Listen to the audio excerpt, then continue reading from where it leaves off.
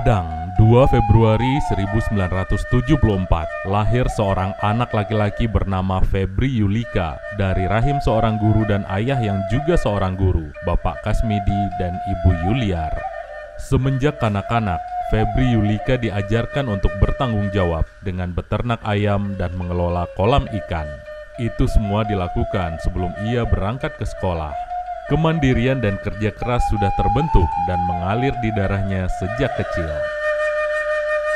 Sejak ditinggal ayahnya di usia 7 tahun, Febri Yulika memulai babak baru di hidupnya. Febri dan saudaranya harus bekerja lebih keras lagi. Baju lebaran yang terbeli setelah berjualan es batu di setiap bulan Ramadan membuatnya belajar bahwa untuk mendapatkan sesuatu harus ada keringat yang dikucurkan. Semangat dan kegigihan itu tidak pernah pudar dan selalu mengiringi setiap langkah yang ditempuhnya, termasuk di dunia pendidikan yang dijalaninya. Sederet prestasi membuat Febri meraih berbagai beasiswa di setiap jenjang pendidikan yang ia tempuh. Febri Yulika berhasil menjadi salah satu dari 40 siswa pilihan untuk masuk ke sekolah prestisius di bagian barat Indonesia kala itu, salah satu dari 5 sekolah pilot project Kementerian Agama Indonesia, MAPK Koto Baru, Padang Panjang. Kemandirian dan kedisiplinan kembali dipupuk di sekolah ini. Pesantren yang menerapkan bahasa Arab dalam keseharian mereka membuat Febri harus terus berjuang untuk meningkatkan kemampuan dan kapasitas dirinya. Perjuangan di perantauan menjadi babak baru di usianya yang menginjak dewasa. Berbekal prestasi yang ia raih di MAPK, Febri Yulika kembali meraih beasiswa di IAIN Wali Songo, Surakarta. Dengan kemampuan akademis yang baik, tidak hanya aktif di berbagai organisasi, tapi juga mendapatkan amanah sebagai asisten dosen saat itu.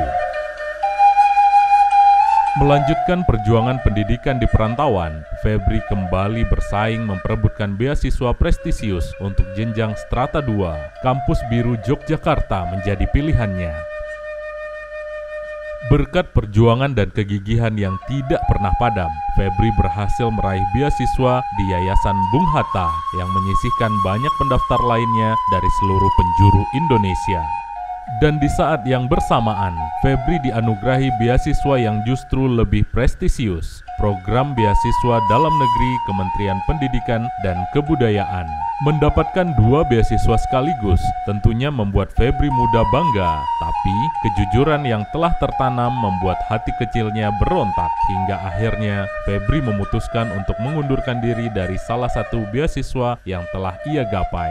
Di saat itu pula, perjalanan panjang kota Solo Jogja menjadi saksi bisu perjuangan dan tanggung jawabnya sebagai asisten dosen dan mahasiswa. Kedekatannya dengan ilmu pengetahuan membuat Febri lebih senang menghabiskan waktunya di perpustakaan. Di situ pula lah awal mula kedekatan Febri dengan seorang wanita yang kini menjadi ibu dari 4 orang buah hatinya, Susi Fitria Dewi.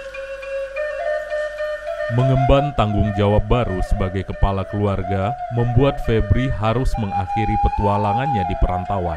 Setelah mengabdi sebagai dosen honorer di berbagai perguruan tinggi di Sumatera Barat, akhirnya Febri memutuskan untuk mengabdikan dirinya sebagai abdi negara di Institut Seni Indonesia Padang Panjang.